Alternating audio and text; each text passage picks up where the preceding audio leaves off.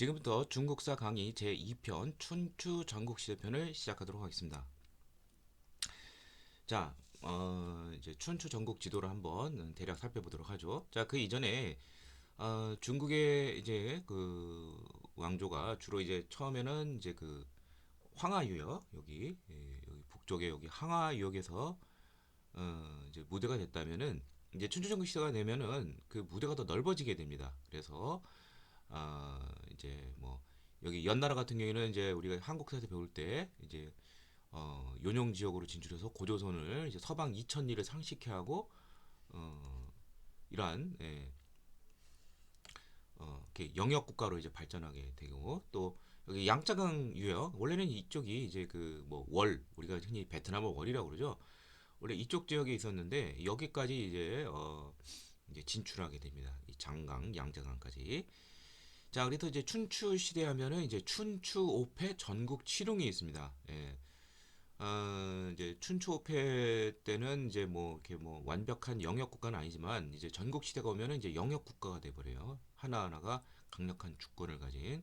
그래서 이제 전국 칠흥을 본다면은 이제 대략 이제 7개 중에서 우리 고조선하고 관련된 게 이제 북경의 연, 그다음에 여기 조위하는 이제 본래 이제 어, 춘추 오패 중에 하나였었던 이제 그 이제 진나라가 있었죠. 예. 그요 진하고 이 진이 좀 글자가 다르죠. 흔히 말하는 이제 진시황의 그런 이제 진과 여기 이제 조위한의 모체가 되는 진이 다른데 아무튼 이 진이 쪼개지면서 이제 조위한으로 이제 분열이 되고요. 그 다음에 산동 지역 이쪽에 제나라, 그 다음에 이제 가장 이제 광대한 영토를 또 자랑하는 것이 바로 양쯔강 유역 부근에 이제 초나라가 있고요. 그 다음에 변경 원래 이제 중원 왕조에 속하지 않는 것 중에 이제 뭐 오나라라든지 더 밑에 이제 월나라 이렇게 이러한 나라들이 이제 그 전국 시대에 이제 활약을 했습니다.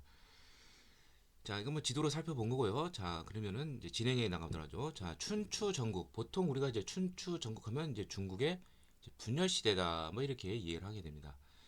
자, 이 춘추 시대하고 전국 시대가 좀 더 이제 살펴보자면 전국 시대가 더 완전히 이제 주나라가 소멸을 하고 더 분열이 된 것이고요. 뭐 춘추 시대는 뭐 형식상으로는 주나라를 이제 받들게 됩니다. 지금 무슨 말이냐면 춘추 시대의 특징은 존왕양이 이제 왕을 받들고 이제 오랑캐를 무찌른다는 명문으로 실력 있는 이제 국가의 제후가 이제 여러 다른 제후들을 규합해서 이제 쾌력을 과시한 거죠. 흔히 뭐 패권을 차지한다고 그러죠. 장악을 했다는 것이죠. 예. 그래서 어, 그래서 이러한 이제 춘추 5패에 해당하는 나라가 이제 맨 처음이 이제 제나라 산동 지역 제환공, 그리고 한위조로 나누기 전에 나라였던 이제 진, 문공, 그 다음에 양쯔강령의 강대한 나라였던 초, 장왕, 그 다음에 변경 지역에 서면은 이제 오왕, 함려와 이제 월왕, 구천이 있는데 이 오와 월은 이제 상당히 이제 패권을 놓고서 상당히 많이 다투고 이제 고사성어에 많이 나오죠. 뭐 오월 동준이, 와신상담이니 등등등등. 예, 그런 걸 생각하시면 됩니다. 자, 춘추 시대는 이제 초기에는 어떤 특징이 있냐면 여러 작은 제국도 독립을 존중받게 됩니다. 뭐 예를 들면 무슨 뭐 정나라니, 뭐 송나라니, 뭐 공자가 속해있던 뭐 노나라니 등등등등등 뭐 여러 이전 조그만 제국도 이제 여러 개가 많이 활발했었는데 후기에 오면은 이제 약육강식이 되면서 대거 병합이 됩니다. 그래서 한 10여 개 정도로 이제 대폭 뭐 한 100개가 넘던 거에서 약 200개 가까이 보는 사람도 있는데 10여 개로 대거 이제 통합이 되어 버립니다. 그리고 이제 춘추 시대에는 처음에는 이제 그 제후들이 이제 분리 이탈 조짐을 보였는데 다시 또 이 제후 내에서도 그 아래 세력들 그것을 보니 이제 그러한 제후의 밑에 그런 신하들을 이제 세경가들이라고 하는데 실력 있는 예, 세력 있는 이러한 다시 또 제후국 내에서의 그러한 세력들이 또 분열을 해서 한위조 이걸 건국했다고 아까 얘기했었죠. 즉 이때 오면은 이제 유능하고 힘이 있다든지 또 이런 세력들이 또 아예 하극상을 하게 돼요. 예, 그래서 권력을 획득하고 또 새로운 국가를 건설하고 이런 것 등이 굉장히 심해집니다. 그 다음에 또 하나는 이제 점차 시간이 가면 갈수록 이제 전국 시대로 가면 갈수록 이제 영역 국가가 됩니다. 즉 무슨 말이냐면은 예전에는 그냥 이제 단순한 이제 하나의 이제 뭐 국이 있다면 여기에 대해서 이제 어, 제후들이 이제 그냥 느슨하게 통치를 했다면은 이제 군주 제후 여기서 군주라는 건 결국 이제 제후를 말하는 것이죠. 크게 보면은 그 군주의 그 직영지가 있습니다. 그게 바로 현이 되는 것이죠. 현 단위로 이제 직접 관리를 파견하고 이런 것들이 나타납니다. 자, 우리도 이제 삼국시대 보면은 초기 삼국시대는 대부족장들 가들이 가라든지 나라든지 뭐 간이라든지 신라 같은 경우에는 이제 그 뭐 신라 육부 이런 거 생각하시면 돼요. 이제 국왕조차도 그냥 육부의 일원으로서 강력하게 자기 부하를 이렇게 다른 지역에 보내서 통치를 못했습니다. 그렇지만 시간이 지나면 지날수록 군주가 직접 관리를 확인하고 직접 자기 군대를 모집하고 뭐 이런 등이 나타나는 것이죠. 예. 그래서 이런 영역 국가가 된다는 거. 예. 자, 그러면 이제 전국 시대가 되면 어떻게 되냐면 이제 거의 각 국가들이 영역 국가가 됩니다. 즉 무슨 말이냐면 이제 각계 도생을 하는 것이죠. 그래서 느슨한 것이 아니라 영토를 확장을 해야 돼요. 영토를 확장하려면은 전쟁이 빈번해지고 또 경쟁이 심화됩니다. 이 경쟁이 심화되려면은 이제 결국 경쟁이란 결국 이거죠. 나라를 부유하게 하고 강력한 병사를 구축해야 되는 것이죠. 이러기 위해서 여러 가지 개혁을 할 수밖에 없어요. 그래서 이 개혁을 이제 중국에서는 이제 그 변법이라고 하는데 제도를 바꾼다. 그래서 이러한 개혁 착수라는 것은 결국 인재 등용하고 이제 관련이 있는데 그러한 인재들은 보통 이제 사라고 그러죠. 사 계열이고 선비, 그러니까 독서 계층 뭐 이런 사람들이 되겠고 이런 사람들의 어떤 그런 사상 이런 것 등이 꽃피우게 됩니다. 그래서 이제 나중에 이제 여러 사상가들이 마구 나타나죠. 제자백가 등등등등 이런 것도 이제 관련이 있다는 거. 자, 그러면은 이러한 변법 개혁의 그러한 공통점은 무엇이냐? 자, 어, 최종적인 목적은 이제 영토를 확장을 하고 통합을 하는 거니까 군사력 증강인데 군사력을 증강하려면 국가의 재원을 확대해야 됩니다. 재정을. 그리고 강력한 전제 군주제, 군주권 강화에 필수적인 것이죠. 그래서 이 전국 시대라는 게 이 싸울 전자죠. 다 여기에 초점이 있는 것입니다. 자, 대표적인 그러한 개혁에 그 착수를 해서 성공한 나라가 나중에 이제 전국 시대를 통일한 게 바로 진나라가 되는 것이죠. 예. 이 진나라에 상황이라는 사람이 있는데 이 상황의 개혁이 어떤 것이냐? 자, 우리가 말하는 이제 그 서주 시대 까지만 하더라도 봉건제하에서는 이제 대가족제가 되는 것이죠. 근데 이것을 좀 더 쪼개는 것이죠. 소가족제로 이제 탈바꿈하게 됩니다. 그러니까 이것은 결국 이제 그 가를 중심으로 하는 가 또는 호를 중심으로 하는 것이죠. 예. 그래서 쪼개가지고 그걸 단위로 해서 조세를 부과하고 또 이들을 계속 노동력을 확충하고 또 뭐 군자원을 착출한다든지 이런 것이 이제 나오게 되는 것이죠. 자, 그 다음에 이제 그 신분 질서에서도 어떤 군공을 기준으로 해서 신분 질서를 구축하게 됩니다. 그래서 평민들도 능력이 있다든지 그러한 아주 귀족 계층이 아니더라도 신분 상승이 가능한 것이죠. 그 다음에 아까 말한 것처럼 이제 군주가 직접 자기 관리를 파견한 그러한 것이 이제 현이랬죠. 이 현재 확대와 그 다음에 이제 뭐 당시 산업의 필수적인 농업이죠. 이것을 이제 장려하게 하는 것이죠. 식량 문제와 재정과 관련이 되어 있는 것이죠.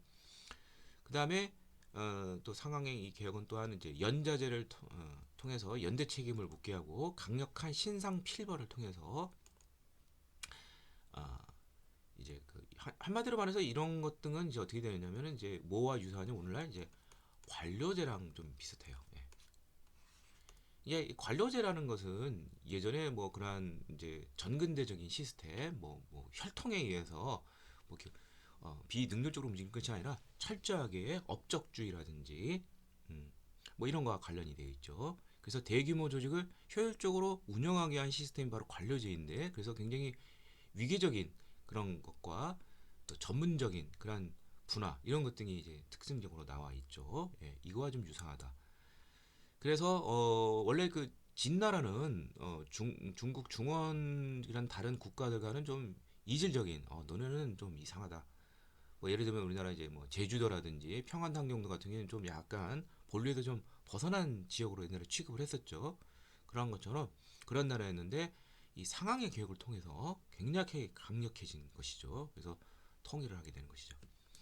그래서 이러한 상황의 개혁과 유사한 것 등 이러한 것을 통해서 강력한 나라로 이제 발돋움 나라가 이제 한위조, 예, 이제 중원 지역에 자리 잡고 있는 한위조가 있고, 산둥 지역 동쪽에 제나라, 북동쪽에 연나라, 그 다음에 남동쪽에 그러니까 남쪽에 초나라, 그 다음에 서쪽에 진나라 이렇게 되겠습니다.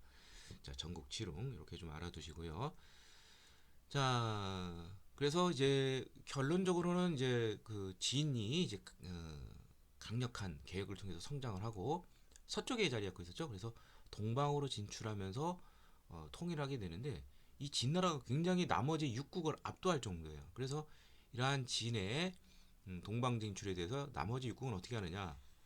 서로 이제 제휴를 하게 되는 것이죠. 외교적으로 타협을 하게 되는데, 흔히 뭐 합종 연행 그러죠. 예, 그래서 이제 종으로도 이렇게 뭉치고, 그다음에 예, 연횡, 횡 옆쪽으로도 이렇게 등등등등 이렇게 되는데, 이제 합정책이라는 것은 이제 그 육국이 다 같이 연들해서 이제 진에 대해서 대항하자는 그러한 입장이고요. 아무리 강력해도 이게 뭐 합치면은 어느 정도 균형을 이루게 되겠죠.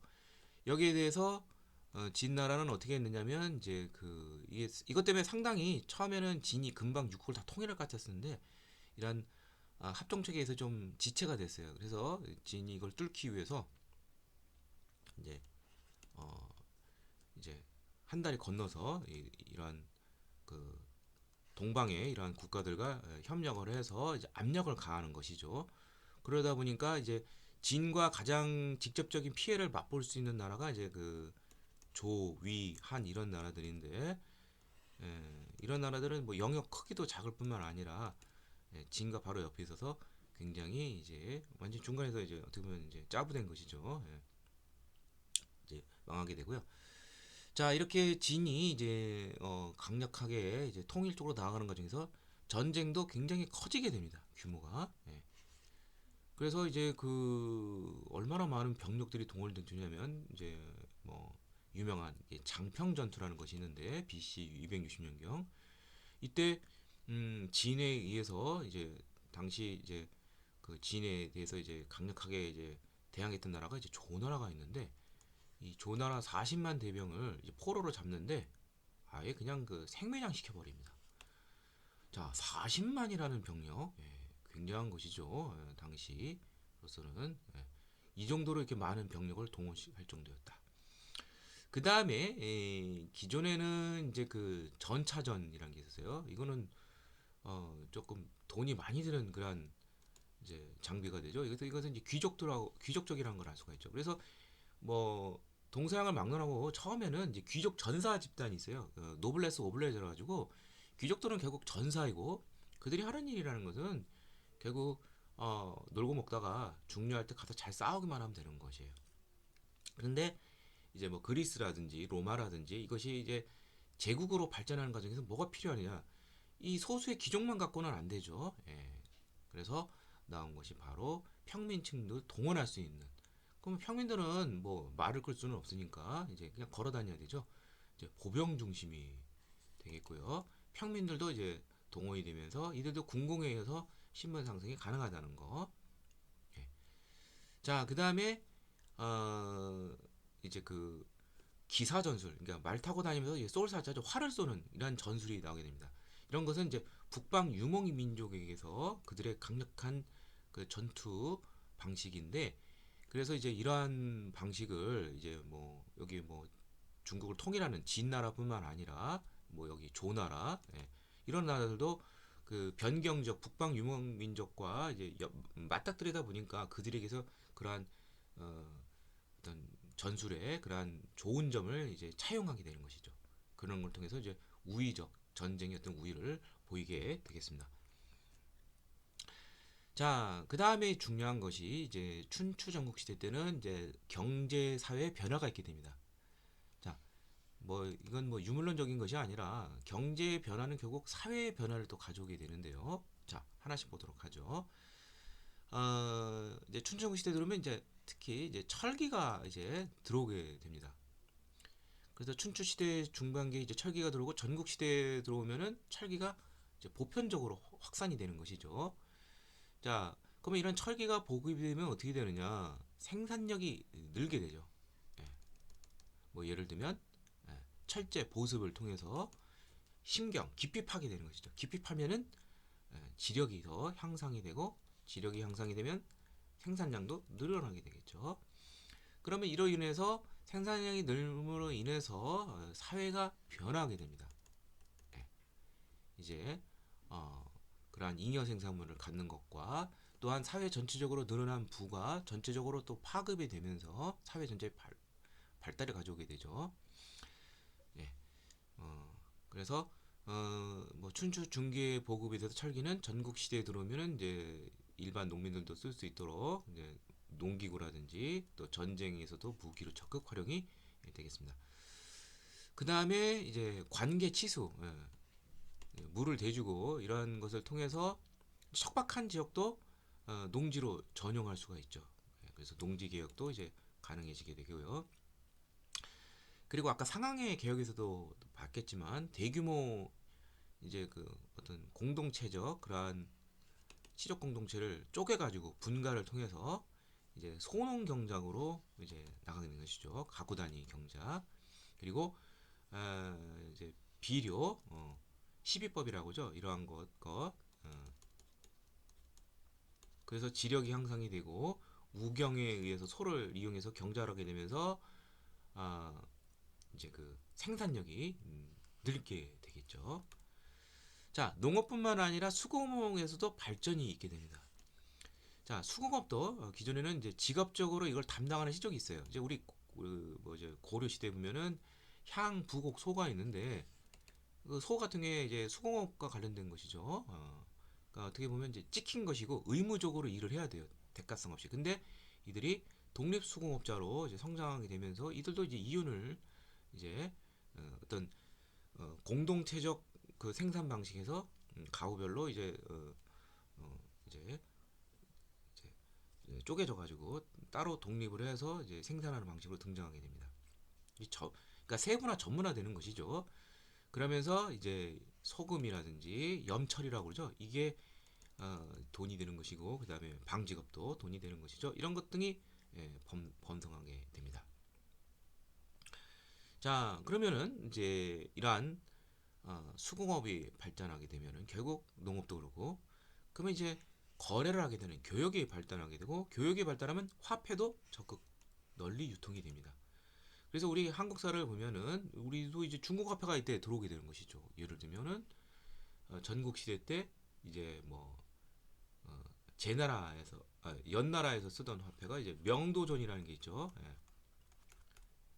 그 다음에 중국을 통일한 이제 진나라, 뭐 반량전이라든지 등등등등 뭐 이런 것 등이 이제 보이게 되는 것이죠. 자, 그다음에 화폐 유통도 적극적으로 이제 유통이 되지만 또 하나는 또 교역이 발달하려면 또 교통로도 발달하게 되겠죠. 그리고 이러한 시장이 있어야 되기 때문에 그러한 시장이 있는 곳이 결국 수도가 되는데, 수도는 원래 이제 정치적인 정치 행정적 성격인데 이것이 이제 상업적 성격도 같이 어, 커버해야 되는 그러한 확대된 기능을 가지게 되었습니다. 자, 이러한 경제적 변화는 사회의 변화를 가져오게 됩니다.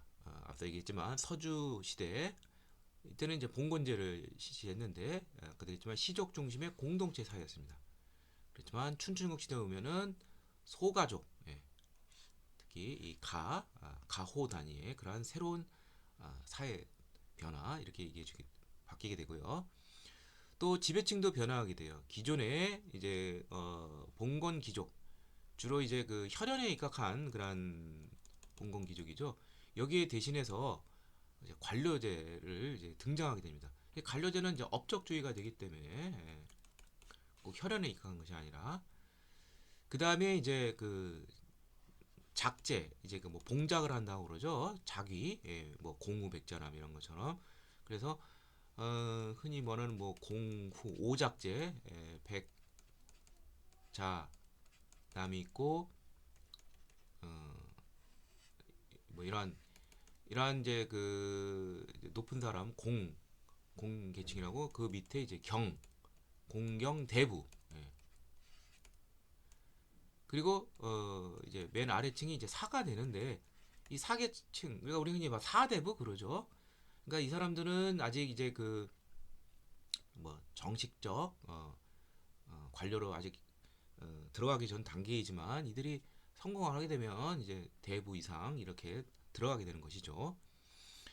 그래서 이 사인들이 이런 쪽으로 이제 나아갈 수 있는 그런 작제 위기 질서가 나오게 되는데 그래서 이 사인층이라는 것은 결국 이 선비의 사자인데 일종의 지식인이라고 볼 수 있고요. 예. 예. 그러니까 나중에 이제 예비 관료제 관료층이라고 이제 볼 수가 있겠습니다. 또한 서민들도 업적주의가 그렇기 때문에 군공을 통해서 신분 상승이 얼마든지 가능하고 또 국가는 이들에게 토지를 줍니다. 그러니까 줄 숫자 토지를 주는 대상이자 그러면 이것을 받았으면은 대가를 내야 되겠죠. 국가에 대해서 병역과 노동력을 바치는 그러한 대상이 되겠습니다. 자, 그 다음에 이제 춘추전국 시대하면 뭐니 해도 여러 사상가들이 나타나게 됩니다. 그것을 흔히 우리 제자백가라고 그러죠. 뭐 유가, 도가, 법가, 뭐 묵가 등등등등 이러한 제자백가들이 이제 사상가들이 다양하게 출연합니다. 자, 이것이 가능한 이유는 뭐냐면 서주 이전까지는 이제 봉건제에서는 이제 신 중심의 예,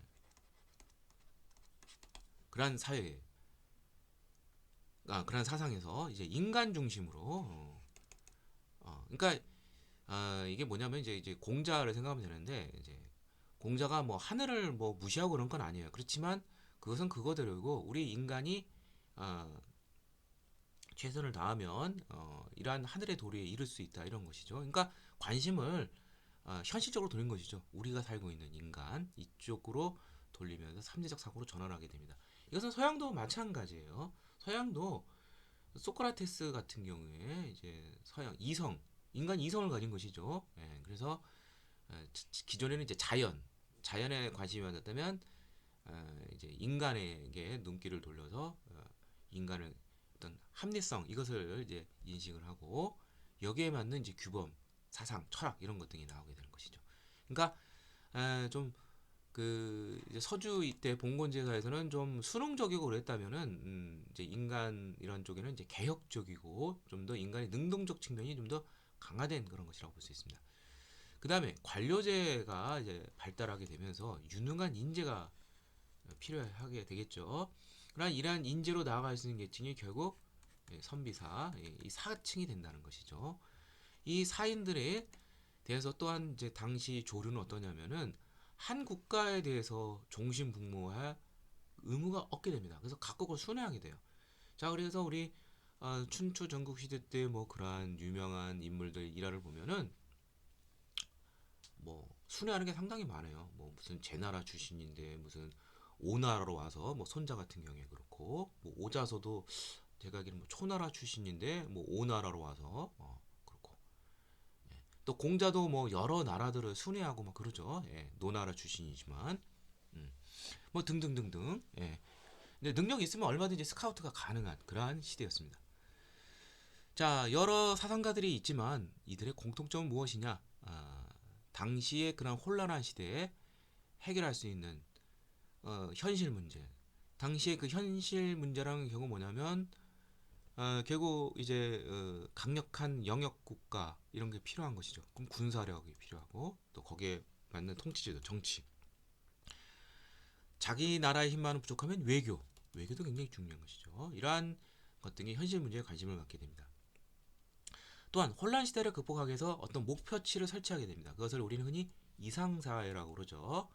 이것이 너무 좀 뭐라고 하죠? 그 너무 현실성 없이 이렇게 돼 있으면은 이제 유토피아가 되지만 어떤 목표를 설정하고 한다면 그것은 이데올로기가 되는 것이죠. 예. 그러한 이상사회라든지 거기에 따른 이제 정치 질서 이런 것 등을 이제 추구하게 됩니다. 그리고 이제 논리 전개 방식에 있어서 이제 대화체를 많이 사용합니다. 뭐 공자님 말씀, 뭐 맹자님 말씀. 그런 것도 보면 또 뭐 고사 옛날 이야기, 뭐 우화, 뭐 이런 것들을 많이 인용을 해요. 그래서 뭐 한자 사자성어 이런 것 등이 다 이제 이 시대와 좀 관련이 많이 있다. 이런 것이 바로 논리 전개 방식과 관련이 돼 있다. 이렇게 이해하시면 되겠습니다. 자, 그러면은 대표적인 제자백과 사상 몇 가지만 좀 알아보도록 하겠죠. 자, 유가. 예. 자, 유가는 이제 뭐 중국에서 설립된 아주 대표적인 사상이죠. 근데 이제 이 유가가 또 우리나라에서 크게 꼽히게 되는데, 아무튼 이 유가의 핵심적 인물이 바로 공자, 맹자, 그 다음에 본류는 아니지만 또 이 안에 영향을 준 것이 이제 순자가 되겠습니다. 자, 흔히 말하는 이제 공자는 이제 어떤 특징이 있느냐? 이 사람은 그 이상적 사회를 옛날로 보고 있어요. 이제 뭐 옛날 전선 시대, 뭐 하, 상, 주 이 3대 시대를 동경하게 됩니다. 그러니까 이제 앞서 중국사 일에서도 설명을 했지만 더 옛날이 더 이상적이고 더 살기가 좋았다는 것이죠.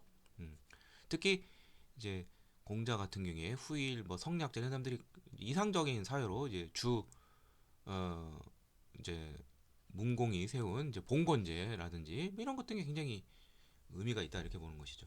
이런 것은 다 옛것을 숭상하는 상고주의인데 중국인들이 영향을 많이 줬죠. 복고적인 것이고 이것은 결국 보수주의적 어떤 진취적 개혁주의적인 경향보다는 복고적 보수주의 경향을 보이고 있다 이렇게 보이는 것이죠. 그리고 이제 공자가 강조하는 것이 이제 뭐 인, 예, 그다음에 덕 이런 것들을 많이 강조하는데 이런 게 다 인간 인륜의 그런 도리와 관련되어 있는 것이고 결국 이것은 일종의 도덕 지상주의로 연결이 될 수 있다 이렇게 이해하시면 되겠습니다.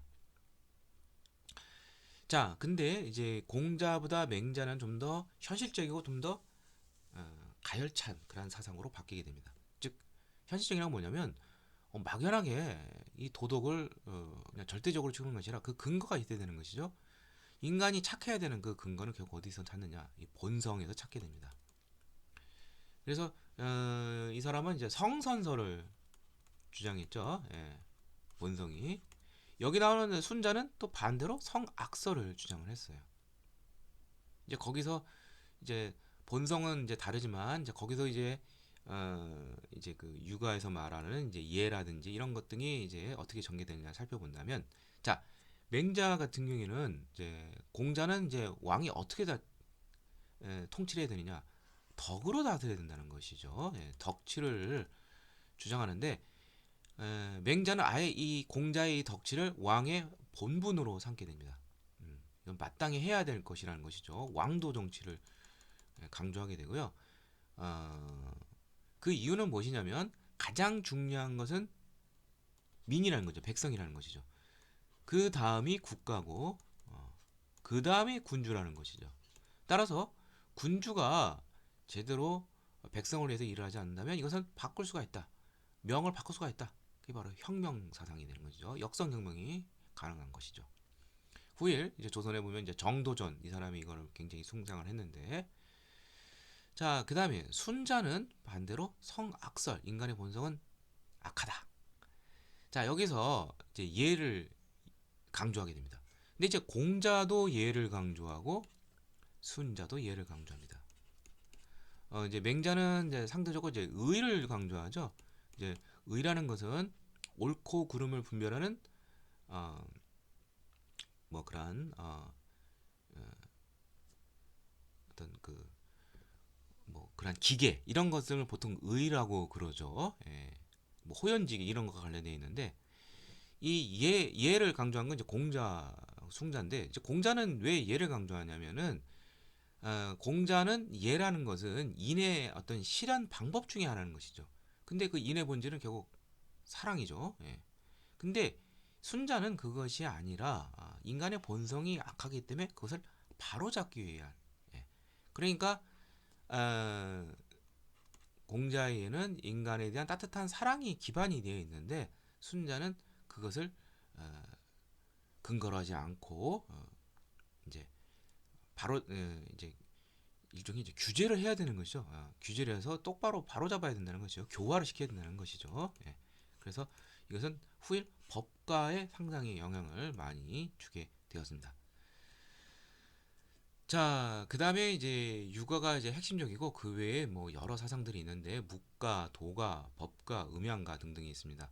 그 중에서도 이제 그 도가는 중국인들에게 가장 영향을 많이 줍니다. 즉 뭐냐면은 이제 그 뭐 충과 효를 강조하는 육아는 이제 지배층의 어떤 그러한 윤리로서 크게 자리매김했다면 이 도가는 일반 서민들, 일반 민중들에게 맞는 그러한 것이 되겠습니다.